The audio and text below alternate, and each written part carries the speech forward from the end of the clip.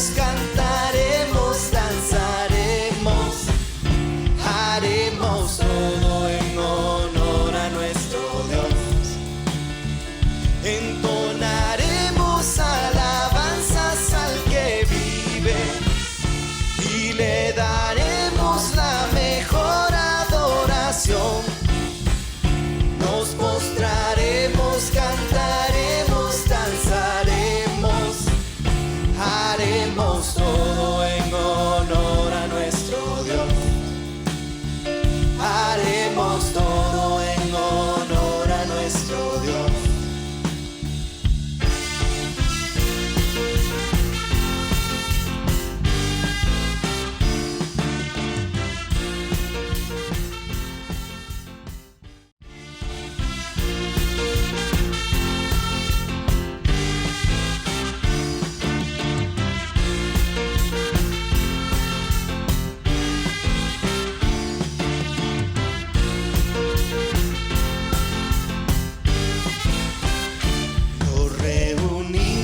Hoy con cánticos de júbilo, nos reunimos para darle gloria a Dios.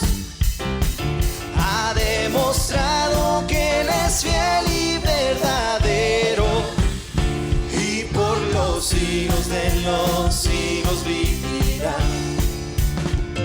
Ha demostrado que Él es fiel y verdadero, y por los siglos de los siglos vivirá.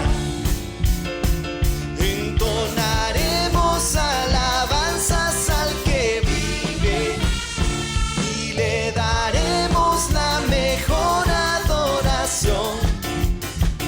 Nos postraremos, cantaremos, danzaremos, haremos todo en honor a nuestro.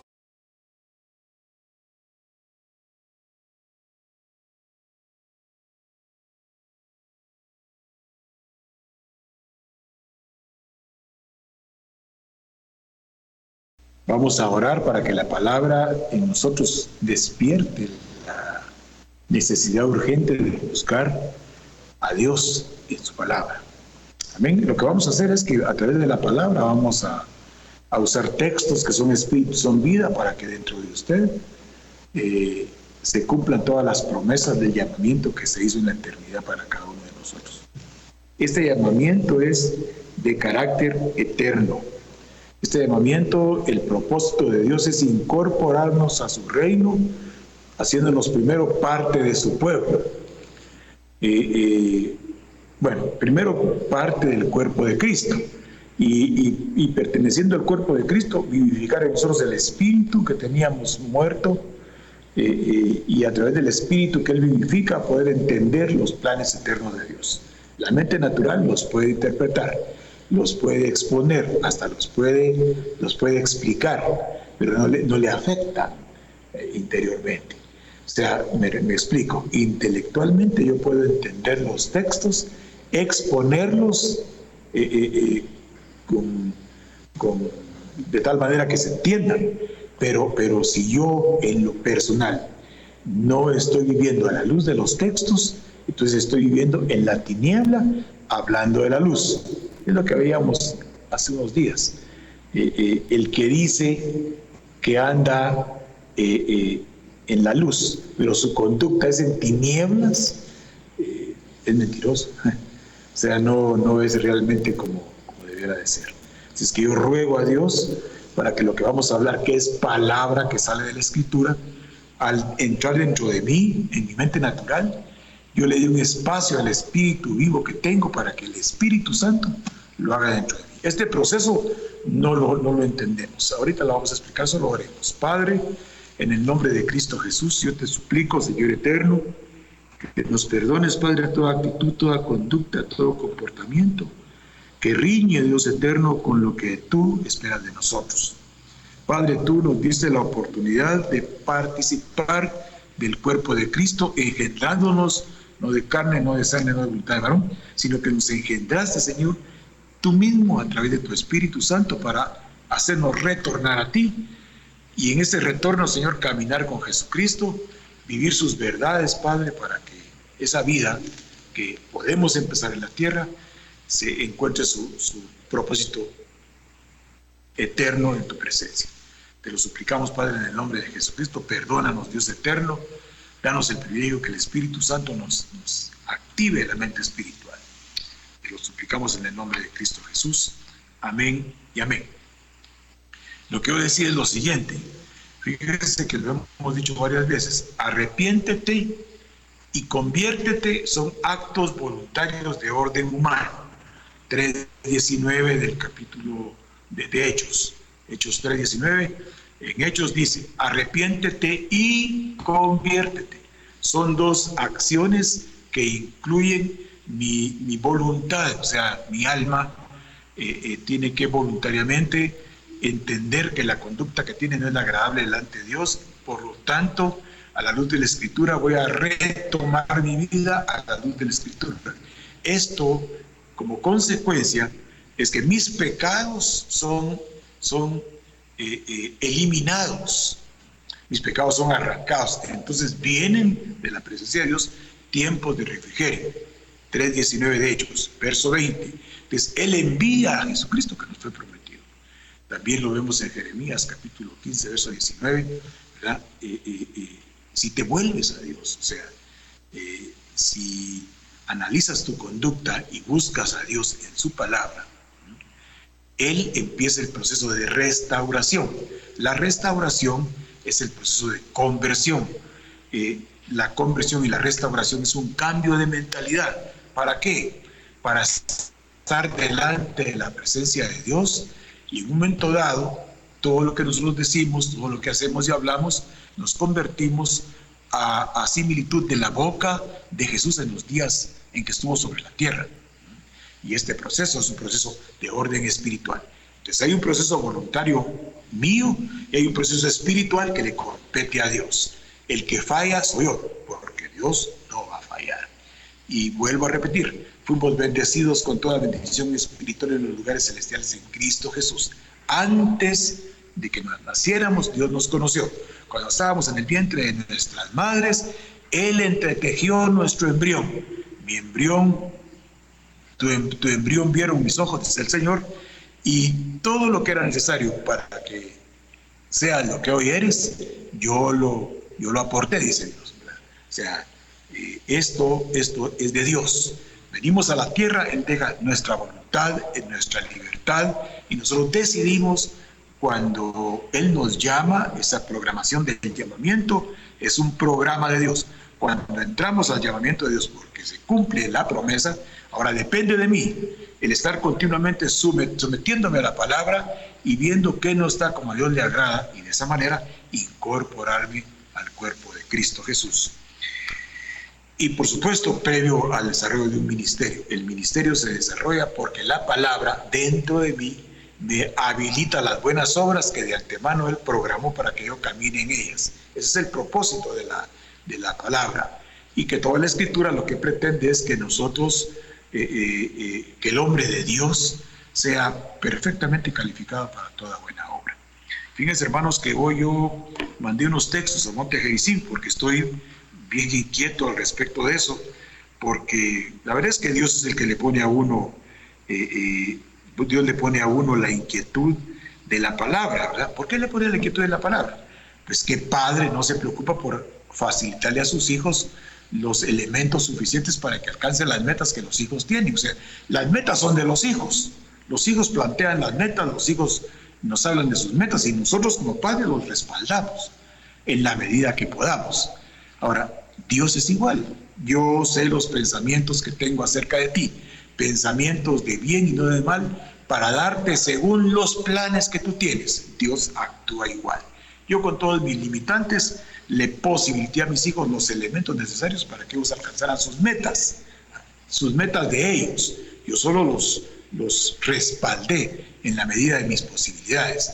Dios, que es el dueño de todo, el creador de todo, ¿cómo será nuestro Padre que con la palabra de su poder fueron creados los universos? De manera que lo que vemos hoy fue creado de lo que no se veía. Ese es nuestro Padre, ¿verdad? Él es nuestro pastor. Está establecido que nada nos va a faltar. Entonces yo les mandaba, hoy mandaba yo unos textos que quiero que los pensemos. Dice Romanos 11:19. Si los pones, Tebni, agradezco a Tebni que está ahí ayudando al hermano David, porque hermano David anda en sus planificaciones de su boda, que va a ser el 21 de noviembre, ¿verdad? Entonces, pero Tebni está ayudándonos. Gracias, Tebni, que Dios te sigue respaldando y que define en tu corazón la búsqueda auténtica de Dios. Veamos, pues, Romanos 11:19. Vamos a ver Romanos 11:19. Siempre la pregunta muy clásica en la novatería. Novatería quiere decir la gente que empieza en el Evangelio o que no está fundamentada en Dios. Sí, no está fundamentada en la palabra, ¿verdad? Que son sinónimos. No estar fundamentado en la palabra es no estar en sintonía con Dios. ¿Se pierde la salvación, hermano, o no se pierde? Pues mire las respuestas del 11:19 de Romanos. Leamos. Entonces dirás a las ramas, las desgajaron para injertarme a mí. Está bien. Por la incredulidad de esas ramas las desgajaron. ¿Verdad? Pero tú por tu fe estás firme.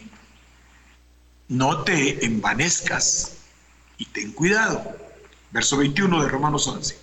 Porque si Elohim no perdonó a las ramas naturales, tampoco te perdonará a ti.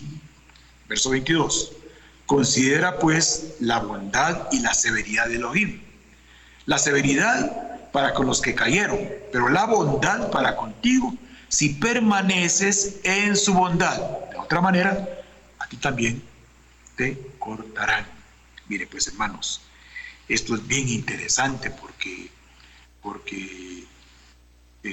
recuerda usted que 586 años antes de Cristo, los babilonios, con Nabucodonosor a la cabeza, se llevan a los judíos cautivos 70 años a Babilonia, y en el año 770 más o menos antes de Cristo ya se había ido cautivo Israel a Asiria. Son dos momentos diferentes, pero se dieron. Repitamos, en el año 722 antes de Cristo se va cautivo Israel a Asiria. ¿Quién era Israel? Eran las 10 tribus. Las 10 tribus. Esta división se había realizado cuando se queda reinando Roboam después de la muerte de Salomón, que se divide el reino en el reino del norte y el reino del sur. El reino del norte que se van las 10 tribus y va a la cabeza de las 10 tribus Jeroboam, y el reino del sur que se queda con 2 tribus, Judá, los judíos, y Benjamín. O sea, se dividió el reino. Roboam se queda al frente en el reino del sur, en Jerusalén, mientras que allá en Siquem, en Samaria, se va el reino del norte con 10 tribus. ¿Por qué estamos hablando de esto? Porque en el año 722 se llevan a Israel las 10 tribus para el norte, a vivir a Samaria, ¿verdad? En los asirios. Y luego, en el año 586 a.C., Nabucodonosor se lleva a los judíos cautivos a Babilonia. Toda esta fue consecuencia de que no atendieron la instrucción. Fíjense, hermanos, que a la casa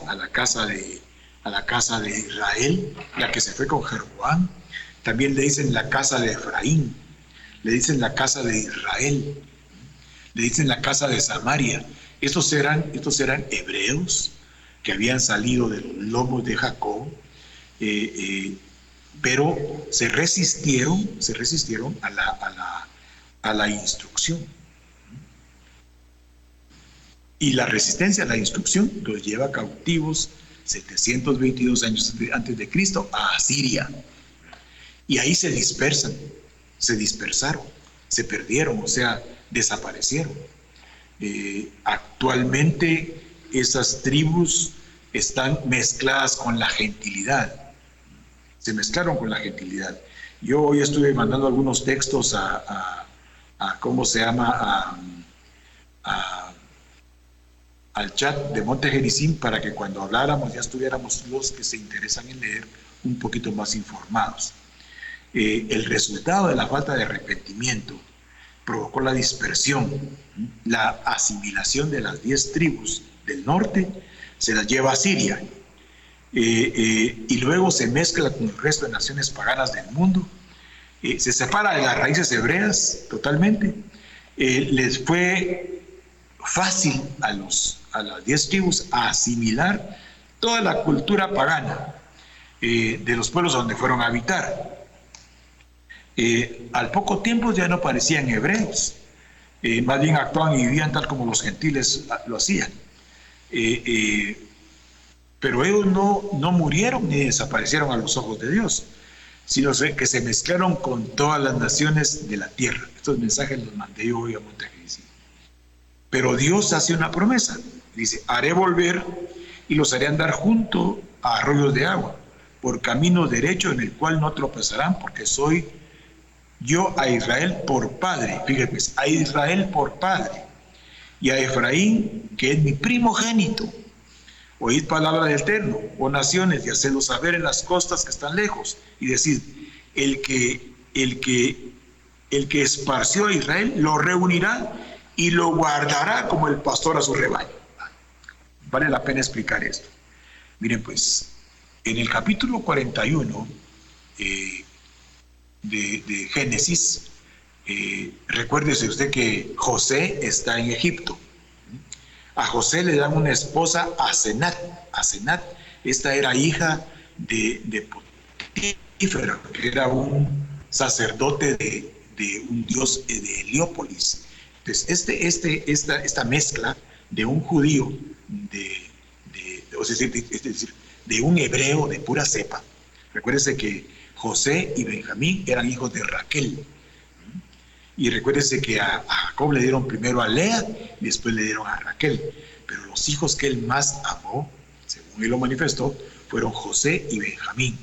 José porque les preservó la vida a los hebreos, a los israelitas, se las preservó allá en Egipto cuando lo vendieron sus hermanos. Pero sigamos, regresemos. Esta mujer que se casa con José, Asenat le da 2 hijos.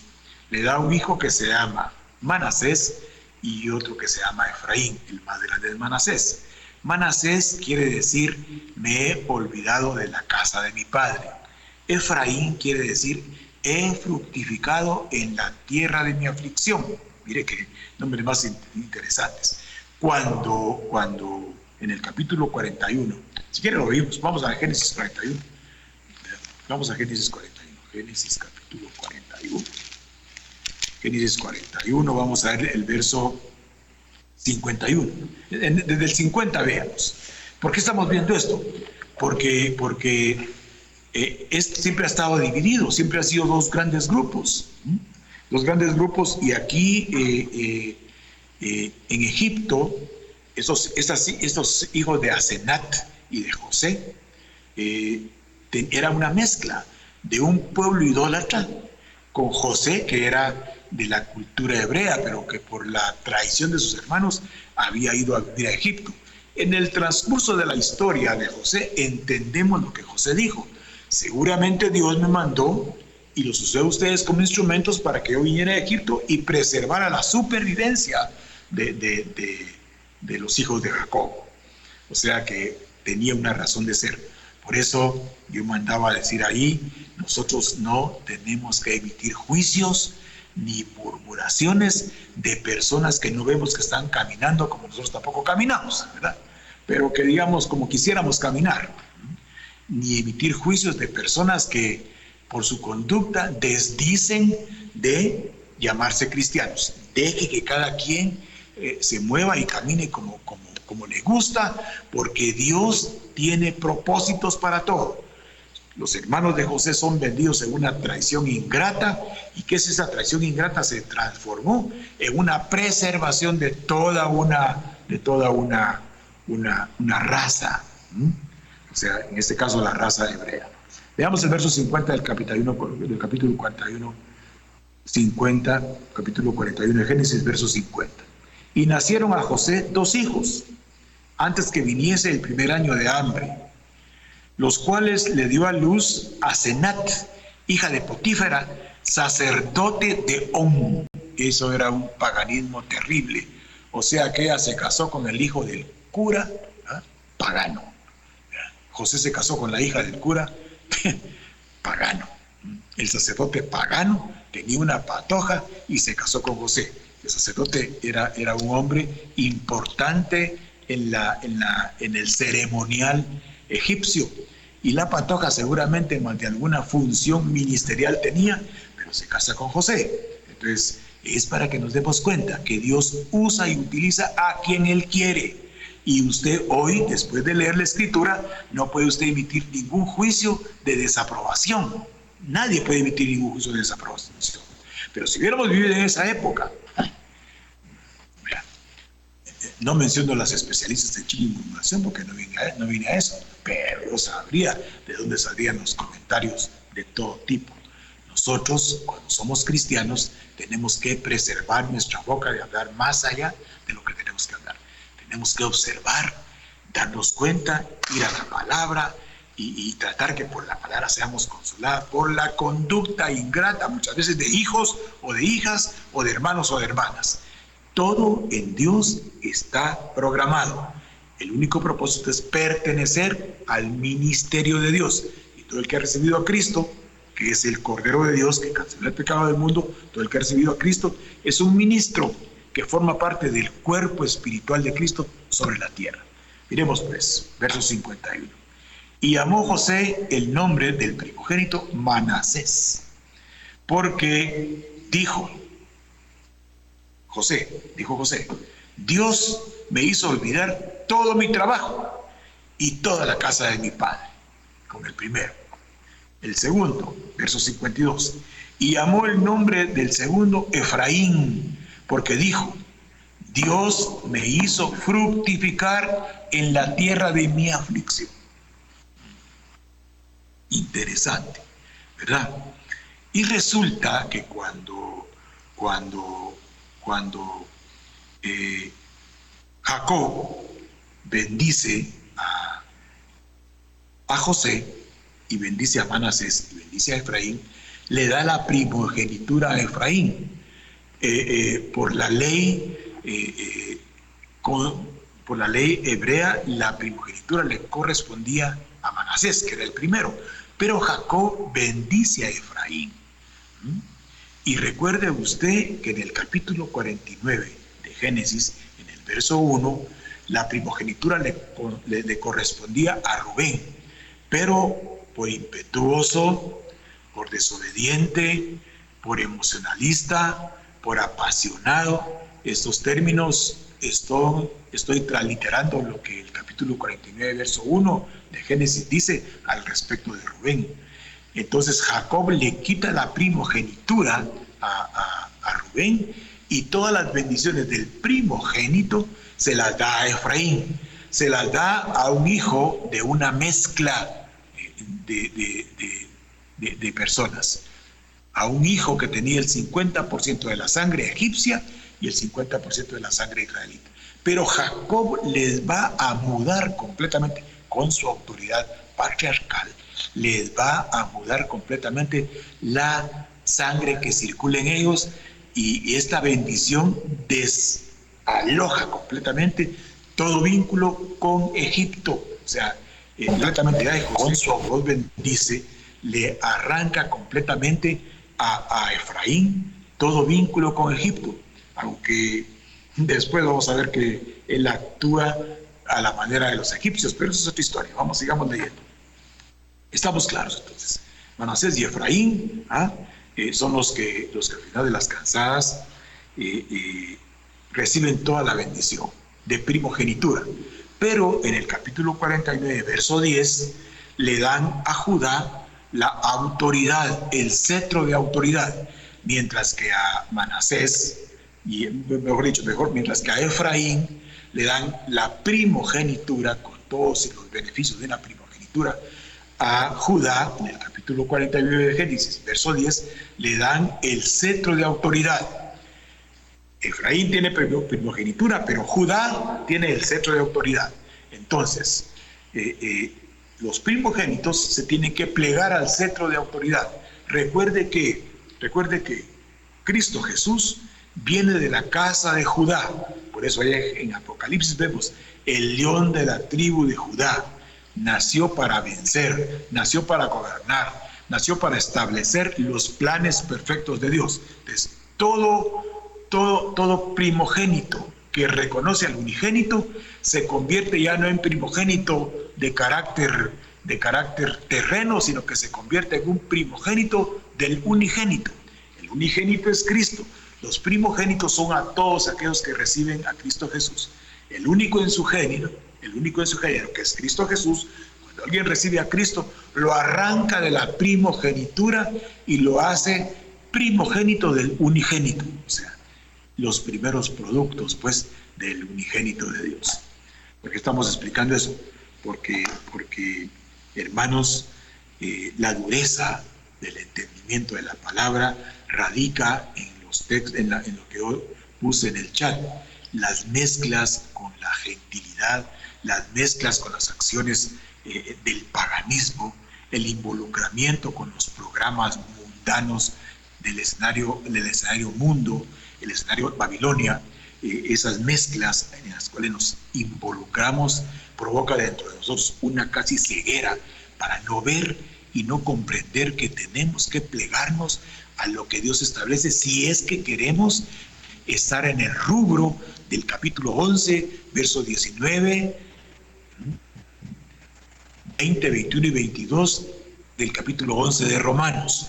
Si nosotros no seguimos la instrucción, podemos ser desgajados. Recuérdense lo que vimos en el capítulo 15 de Juan, los 5 primeros textos. Se recuerda que los vimos el día miércoles, el lunes, no sé.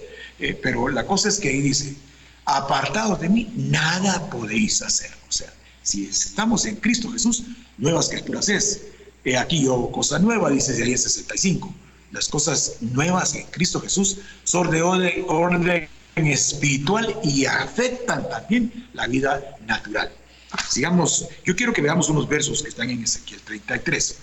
Vuelvo a regresar para recapitular entonces. Recuerde que en el año 722 se divide de una manera brusca todo.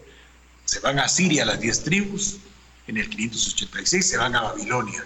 Mire, se separan completamente. El asunto es que los que se van a Siria, que son las 10 tribus, se diluyeron en el mundo. Aunque nos viene a la mente en el capítulo 4 del Evangelio de Juan, cuando la samaritana tiene la conversación en el pozo de Jacob, oiga esto, en el pozo de Jacob con Jesús de Nazaret. ¿Ah? La escuela teológica de los del norte tenían el conocimiento que iba a aparecer un Mesías. Pero usted se da cuenta, la samaritana dice que es un profeta. No lo ve en el nivel mesiánico que Jesús había aparecido, sino que aparece un profeta, llega a decir ella a Samaria. O sea que ellos estaban instruidos. Usted puede leer el capítulo 4 y ver, ellos tenían instrucción, pero una instrucción que tenía una limitante, que no esperaban un Mesías, sino esperaban un profeta. Bueno, luego se van al sur, a Babilonia, los judíos. Todas estas experiencias que pasan, se vienen notificando desde que José se va a Egipto, porque ahí viene el Señor y permite que la religión pagana se mezcle con un hebreo de pura cepa, y cuando aparece Efraín, que es de la casa 50% de Egipto y 50% de Jacob en José, esta casa estaba prácticamente mezclada y dividida. Pero cuando Jacob bendice a Efraín, porque Efraín quiere decir voy a fructificar en tierra extraña a pesar de la aflicción. Entonces recuerde los textos. En el mundo tendréis aflicción, pero yo he vencido al mundo. Todos aquellos que recibimos a Cristo como Señor y Salvador, pero que no tenemos un código genético de la casa de Jacob, pero que el código genético surge de que recibimos a Cristo Jesús. Él nos engendra no de carne, no de sangre, no de voluntad de varón, sino que nos engendra de Dios. Entonces pasamos a formar parte de la casa de Judá en Cristo Jesús. Entonces salimos, nos despojamos, nos desarraigan de la gentilidad y nos incorporan a un nivel espiritual superior. Israel, tanto Israel, las 10 tribus, como Judá, las 2 tribus, incluyendo la de Benjamín, que se incorporó con Judá, fueron desobedientes. La desobediencia los llevó, fueron incrédulos, a unos a ir a Siria cautivos para perderse eternamente, y a los judíos los llevó a 70 años a Jerusalén, y a los 70 años regresan para reconstruir. Recuerde usted, aparece Zacarías, aparece Ageo, aparece Nehemías, aparece Esdras, y estos son los restauradores por excelencia, teniendo a la cabeza, se recuerda usted, a una serie de instructores que hablan del futuro espiritual en Zacarías, en Ageo también. Ageo tremendo, porque dice: la gloria de la casa que hoy estamos viviendo, él lo profetizó, esta gloria es mayor que la casa primera, la casa que se fue cautiva a Jerusalén, a Babilonia, la casa que se fue cautiva a Siria. La casa que viene es superior a estas casas espiritualmente hablando. Ay, Dios mío, yo espero que me esté siguiendo la secuencia de instrucción, porque es una carga informativa muy fuerte que cómo cuesta ordenarlas en la mente. Bueno, quiero que veamos algo importante. Lo que yo quiero en esta noche es anunciarle a usted que si usted mira 2 de Crónicas 36, mírenlo en su casa, desde el 34 al 36, mírenlo detenidamente. El problema es que Judá, o sea, no atendió la instrucción, se fue cautivo 70 años. Israel tampoco atendió la instrucción, se fue cautivo a Siria y se diluyó en el mundo. Entonces quiero avisarle a usted algo importante, porque hoy las nuevas criaturas, que somos los engendrados en Cristo Jesús, que no somos hijos de Efraín ni somos hijos de Jacob, ni somos hermanos de Efraín ni somos hermanos de Jacob en la carne, somos hermanos de Cristo, porque aquellos tuvieron engendramiento de carácter humano, nosotros tenemos engendramiento de carácter espiritual, de orden divino. Por eso el apóstol Pedro dijo que tenemos nosotros la calidad de poder incorporarnos a la naturaleza divina. Se recuerda de los textos de 2 de Pedro, pero es otra historia. Veamos Ezequiel capítulo 33, Tebni. Vamos a Ezequiel capítulo 33. Ponete la LBLA, donde diga Señor.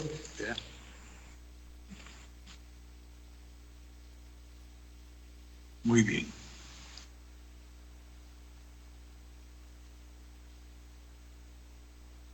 ...33 verso 4. Hagamos una cosa, empecemos en el 33.1 para entrar en el contexto técnico en el 33.1. ¿Por qué vamos a hablar de esto? Porque la palabra, lo que la palabra pretende de parte de Dios es apercibirnos. Ahora en los países como Japón, México, hay una alarma sísmica y les ha funcionado. Es decir, pues la alarma ha funcionado, la alarma ha sonado y el terremoto se ha presentado. Hay una alarma de tsunami en Japón, la alarma se activa de que va a haber un tsunami y ellos tienen que retirarse porque va a haber tsunami. O sea, ya no es especulativo. Han llegado a tal grado de tecnificación y de asociación de conocimientos que cuando suena la alarma en Japón de que va a haber terremoto, hay terremoto. Cuando en México, aquí al norte, suena la alarma de que va a haber terremoto, hay terremoto, o por lo menos un temblor fuerte. Entonces, ¿por qué digo esto? Porque la palabra es una alarma, la palabra es un anuncio, es un aviso. Recuerden que esa gente de las 10 tribus y de las 2 tribus se fueron cautivos porque Dios les habló y ellos agregaron incredulidad a su conducta. O sea, no creyeron. Ahora bien, yo puedo decir que creo en algo. Oigo la alarma de tsunami, pero me quedo a la orilla del mar. Oigo la alarma de terremoto, pero me quedo expuesto en un lugar donde se me puede venir todo un edificio encima. Si yo oigo una alarma de tsunami y estoy a la orilla del mar, ¿qué hago? ¿Ponerme calzoneta y ponerme bronceador? No, irme a un lugar alto porque la alarma me está diciendo viene el mar con toda su furia y va a desaparecer lo que agarre. Entonces, la palabra se ha convertido en eso ahora. Lo que pasa es que la pasividad y el acomodamiento de las mezclas que tenemos en diferentes aspectos nos hacen a nosotros muchas veces acomodarnos. Por eso vimos el 5:14 de Efesios: despiértate tú que duermes, levántate de los muertos y Cristo Jesús te alumbrará. Y nos fuimos al capítulo 1 del Evangelio de Juan, en el verso 5, y nos fuimos a Primera de Juan y leímos los primeros versos. Dios es luz, Cristo es luz. La tiniebla siempre está en nosotros, pero la luz prevalece sobre nuestra tiniebla si es que nosotros atendemos a la instrucción. Miremos Ezequiel capítulo 33, verso 1. Vino mi palabra de Yahweh diciendo, Ezequiel hablando: hijo de hombre, habla a los hijos de tu pueblo y diles: cuando trajere yo espada sobre la tierra y el pueblo de la tierra tomare un hombre de su territorio y lo pusiere por atalaya, atención, y hubiere un hombre que se pusiere por atalaya en un lugar alto. La palabra presbicia quiere decir no ver claro. La palabra presbítero quiere decir alguien que usted, aunque esté en eminencia, no mira claro. Pero cuando Dios en su misericordia le abre el entendimiento a alguien que tiene como ministro, empieza a ver claro la palabra y empieza a anunciarla, anticipándole a las personas que pueden acontecer situaciones de las cuales irremediablemente vamos a tener pérdidas, en este caso de orden espiritual. Vuelvo a regresar. Dios constituyó, estoy en el capítulo 4 de Efesios, apóstoles, profetas, evangelistas, pastores y maestros, con el propósito de que se habiliten, se despierten, se incorporen, cambien de mente, participen con la instrucción. Para eso es que hay esos 5 ministerios. Los atalayas hoy son los 5 ministerios que están anunciándole a las personas los acontecimientos que, de no tomar en cuenta la palabra, pueden ser funestos para nosotros. Miremos pues. Bueno, tomar un hombre de su territorio y lo pusiere por atalaya, y el atalaya viene, y mira que viene la espada, mira que viene destrucción, mira que todos los acontecimientos están apuntalando a algo que tenemos que estar preparados para recibirlo. Entonces, cuando vemos todo ese montón de acontecimientos y el que está encargado de anunciar que el peligro viene, empieza a usar la escritura y empieza a hacer puntos comparativos para decir: ya una vez pasó, la gente no siguió la instrucción y las consecuencias fueron estas y estas y estas, ¿verdad? Mire pues, y recuerde, el unigénito de Dios tiene primogénitos. Y el unigénito de Dios, que hoy está a la diestra del Padre, le ama a los primeros del género de Él. Los primeros del género de Cristo son todos los que hemos recibido a Cristo como Señor y como Salvador, con todos nuestros defectos, con todas nuestras falencias de orden humano, con todas nuestras carencias espirituales. Dios está hablando a través de sus atalayas y les está anunciando que sin fe es imposible agradar a Dios. Que el que cree que hay Dios tiene que buscarle no solo en la palabra, sino que en la sujeción en la escritura para poder agradar a Dios. Ya hablamos una vez de la voluntad permisiva y la voluntad decretiva. Lo que los ministros, el que expone la palabra, el que lanza la semilla, lo que espera es que todos entendamos que apartados de Dios nada podemos hacer. Miremos, pues, sigamos leyendo. Verso 3 del capítulo 33 de Ezequiel. Y el atalaya viere que viene la espada sobre la tierra y toca trompeta y avisa al pueblo.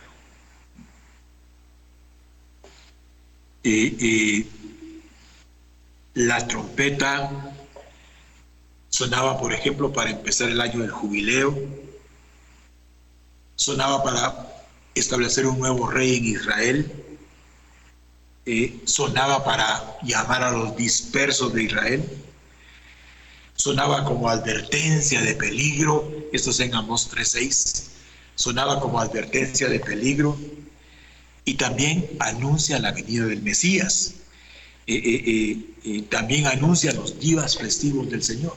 O sea, la trompeta tiene un significado de anuncio. Por eso en Apocalipsis, cuando aparecen los dos testigos se constituyen en las dos trompetas del capítulo 10 de Números, para estar anunciándole a la gente que los acontecimientos del establecimiento de un anticristo no van a minimizar el plan perfecto de Dios. Ya nos adelantamos un poco. Veamos pues. Verso 4. Cualquiera que oyere el sonido de la trompeta y no se apercibiere, y viniendo la espada lo hiriere, su sangre será sobre su cabeza. Ahora, esa palabra apercibir es la palabra zahar, Z-A-J-A-R. Esa palabra zahar quiere decir aconsejar, quiere decir advertir, quiere decir amonestar, quiere decir consejo, quiere decir enseñar, quiere decir guardar, como dice Tereo. El que no se apercibe, o sea, el que tiene un poco el consejo, la advertencia, la amonestación, la instrucción, la enseñanza, el que no guarda la palabra. Miren pues, hermanos, el que oye la instrucción y no se apercibe, o sea, no se prepara de acuerdo a lo que oye, se expone a que la circunstancia de adversidad que viene le provoque daño. Miren, veamos el capítulo 29 de Proverbios, Temni, Proverbios 29:1. Vamos a ver en la versión de A. Ponete en la versión de A. Mire pues.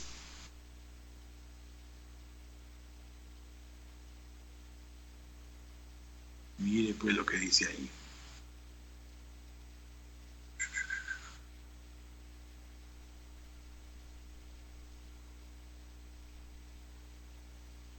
Ya la tenemos, Tevni, en la pantalla. Espero que sí. Dice, aquel que permanece duro de cerviz, la cerviz es la parte posterior del cuello, esta área de aquí. Aquí están las 7 vértebras que le dan vida, sensibilidad y vida motora a todo el cuerpo para abajo. O sea, nos cubrimos con la sangre de Cristo a nivel de nuestras cervicales, una lesión de las vértebras cervicales, una luxación, una inflamación, una herniación de una vértebra cervical provoca que la médula ya no transmita el mensaje al resto del cuerpo.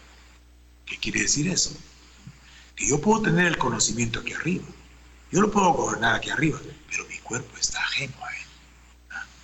La dureza de cerviz quiere decir, yo entiendo, yo oigo la palabra, la anoto, llevo todas las, pero la aplicación a la vida no la efectúo, porque dice, el que endurece la cerviz, o sea, el que entiende aquí arriba, pero no le afecta a su conducta del cuerpo, tiene problemas serios. Mire lo que dice. Dice la DEA, el que permanece duro de cerviz después de la reprensión será de repente incurablemente quebrantado. Pero como esta versión es un español que tal vez sale de nuestro léxico coloquial, vamos a ver la DHH, como dice. Mire la DHH, como dice. Pone la DHH, Temi, por favor. Dios habla hoy. ¿Por qué estamos hablando de esto? Porque venimos hablando desde el domingo la importancia de incorporarnos al conocimiento de lo que Dios quiere enseñarnos. ¿Para qué? Para que la promesa que Dios tiene para su pueblo como cuerpo de Cristo se cumpla sobre la tierra y podamos tener tiempos de refrigerio, no nos encristemos más en el pecado porque tenemos un proceso franco de conversión como consecuencia que continuamente nos estamos arrepintiendo. Entonces, cuando hay tiempos de refrigerio, el Espíritu Santo va a habilitarnos a nosotros para que entendamos a Cristo Jesús, no solo hoy, sino que en el día de su venida. Recuerde, hermanos, al respecto de la venida del Señor y al respecto de su parusía, o sea, al respecto de su padecimiento, no quiero, hermanos, que ustedes estén temerosos, porque solo los que duermen están temerosos, pero ustedes que están despiertos, los alumbra Cristo Jesús y el Espíritu Santo les muestra exactamente qué acontecimientos estamos viviendo. No pierda de vista, los 7 escenarios siguen vigentes. Todavía estamos en el escenario familia, ahí donde tenemos que potencializar la relación con Dios. El que en su familia no puede potencializar la relación con Dios en congregación, tendremos un conflictivo. Es otra historia. Mire lo que dice la DHH del 29.1 de Proverbios. El que se pone terco cuando lo reprenden, porque esta palabra es reprensiva, o sea, está reprendiendo las posturas nuestras. Dice, el que se pone terco cuando lo reprenden, pronto será destruido sin remedio. Quiero que veamos otro verso. Vámonos a Jeremías. Vamos a Jeremías. Vamos a ver esto aquí. Jeremías capítulo 6, si no estoy mal, y lo debo de tener anotado. Capítulo 6, Jeremías, verso 17. Mire cómo dice. Mire pues. Hagamos una cosa, pongámonos en el 6.16 primero. Veamos el 6.16 primero, la LBLA. LBLA, pongámonos en el capítulo 6, verso 16 de Jeremías. Esto lo estamos sacando de allá de Ezequiel 33:4. Porque Dios, digamos, cuando usted forma parte de una congregación, independientemente que para usted tenga o no tenga credibilidad la persona que está hablando, la credibilidad la tiene la palabra. Así que la palabra es espíritu y es vida. No dice el pastor es espíritu y es vida y todo lo que él diga háganlo. No. La palabra es espíritu y es vida. Y cuando la palabra sale de un vaso imperfecto, no agradable probablemente, ponga atención a la palabra, no al vaso imperfecto. Dice el capítulo 6 de Jeremías, verso 16. Así dijo el Señor. Párense en los caminos y miren y pregunten por las sendas antiguas. ¿Cuál sea el buen camino? Y anden por él. Y hallarán descanso para su alma. Mas la respuesta del hombre, del alma fue, no andaremos. Hay dos no andaremos. Un pasivo y un activo. El pasivo no dice nada, pero no anda como Dios dice. El activo quiere hacerlo, pero no está a su nivel espiritual.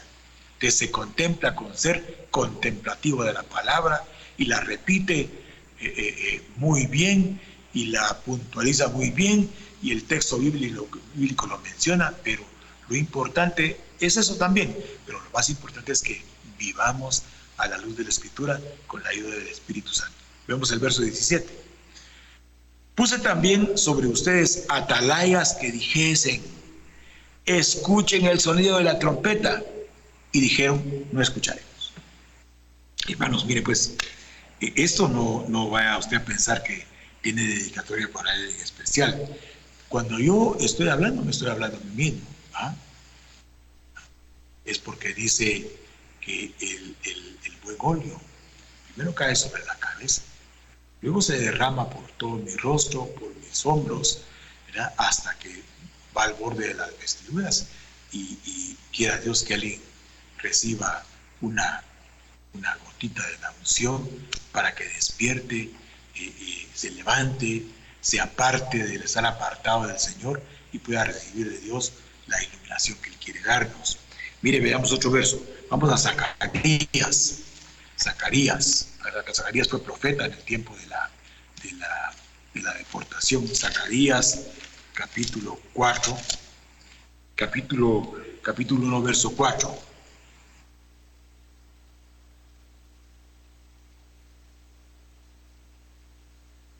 Mire pues, estamos hablando de Ezequiel 33:4, pero estamos usando algunos contextos para que nos demos cuenta que la naturaleza humana es una resistencia a la palabra. Parados en las sendas antiguas para que vean cuál es el camino que a Dios le agrada, porque si buscan el camino y entienden el camino que a Dios le agrada, van a alcanzar paz para su alma, ¿verdad? Se recuerda usted el 11:29 de Mateo, ¿verdad? Mi carga es suave, mi yugo es ligero. O sea, Dios ofrece la alternativa de encontrar paz para el alma. Aprendan de mí, dice el Señor, que soy manso y humilde de corazón. Es lo que el atalaya tiene que hacer. Instruir por la palabra. Dice, aprendan a mí que soy manso y humilde de corazón y hallarán descanso para su alma. Caminen en las sendas antiguas. Miren cuál es el buen camino. Miren qué es lo que a Dios le agrada. Entonces hallarán reposo interior. Sigamos leyendo en el 1:4 de Zacarías. Dice, no sean como sus padres, a los cuales clamaron los primeros profetas, diciendo, así ha dicho Yahweh de los ejércitos, vuélvanse ahora de sus malos caminos y de sus malas obras, y no atendieron ni me escucharon, dice Dios. Qué tremendo, ¿verdad? ¿Por qué está hablando de esto el pastor? Porque me preocupa Romanos capítulo 11, verso 19, 20, 21 y 22. Si se desgajaron las ramas originales, nosotros que estábamos en condición de ramas silvestres, aunque ya estamos injertados en Cristo, porque nosotros, para que pudiéramos ser injertados en Cristo, tuvieron que ponernos el código genético de Cristo dentro de nosotros por el Espíritu Santo. Así como el Espíritu Santo le pone a María el código genético de Cristo y nace Jesús, o del Mesías y nace Jesús, así a nosotros el Espíritu Santo nos puso el código genético de Cristo para que seamos los primogénitos del unigénito. Miren pues, hermanos, veamos un texto más. Veamos Santiago capítulo 1, verso 22. Santiago capítulo 1, verso 22. Yo creo que ahí vamos a ir terminando porque ya se nos ve el tiempo. Como no está David, no me he sacado el papelito donde dice ya se va a terminar el tiempo. Santiago capítulo 1, verso 22. Y voy a leer la palabra, voy a leer el texto del 1:22 en la versión de A. Si Dios permite, el día domingo, vamos a tratar de ver cómo hubo personas que, aunque no pertenecían a la raza de Israel, o a la raza de Jacob, por ejemplo, podemos hablar de Ruth la Moabita, podemos hablar de Caleb el Cenezeo, hijo de Jefone, tribus que estaban ajenas completamente al plan original de Dios, pero gente que, o aquel Itaí, ¿se recuerda usted de Itaí? Itaí era de Gat, y cuando va huyendo cuando David va huyendo, porque Absalón lo quiere matar, Itaí con sus 600 hombres se presentan delante de David y le dice a David, mira, no tenés necesidad de salir huyendo, ¿sabes qué? Regresate porque tú no tenés problemas con Jacob. Y le dice Itaí, el Señor le dice, mi pueblo es tu pueblo, donde tú vayas yo voy y donde tú mueras yo moriré. Le dijo a David, pasen adelante. 600 parientes de Goliat, de la casa de Gad, pero que definieron conductas hablando como hablaron.